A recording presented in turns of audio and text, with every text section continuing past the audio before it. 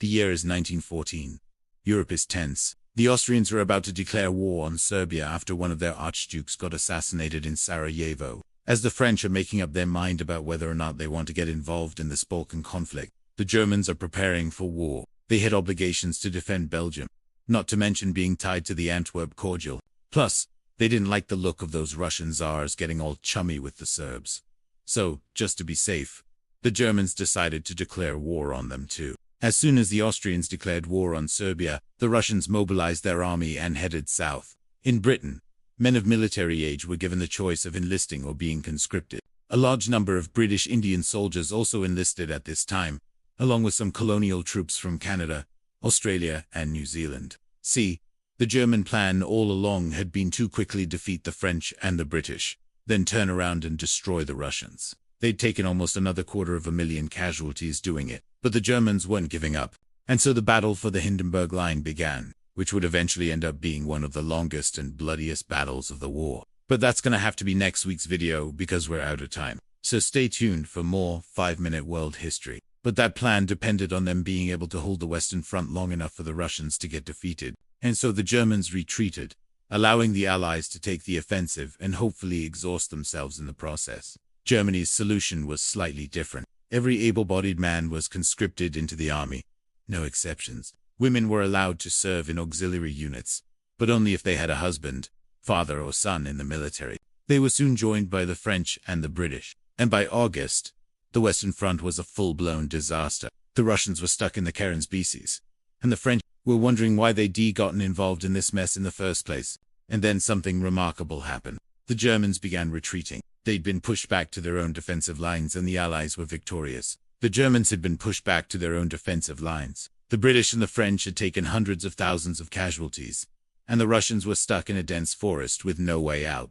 But before they could get to Russia, they needed to get through Belgium, a neutral country. This caused a political crisis in Britain. They had obligations to defend Belgium, not to mention being tied to the Antwerp cordial. And so Britain went to war, not against the Germans, but against against whoever was doing this to Belgium.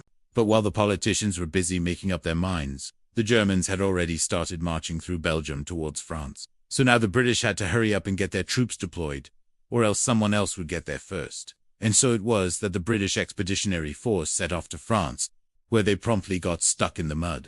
See, the BEF consisted of 4 divisions, about 8,000 men each, pulled from all across the British Empire, from the British Isles, from India, from Canada, even from Australia. You see, the British had received word that the Germans were coming, so they decided to dig a defensive line across northern France, a line of trenches that would stretch all the way from the North Sea to the Swiss border. And so the British began digging, but the Germans got there first and the BEF ended up stuck in the middle of no man's land between the 2 trench lines. Here they remained for the next 4 years, fighting over a strip of land no wider than a football field, taking casualties from snipers and artillery fire.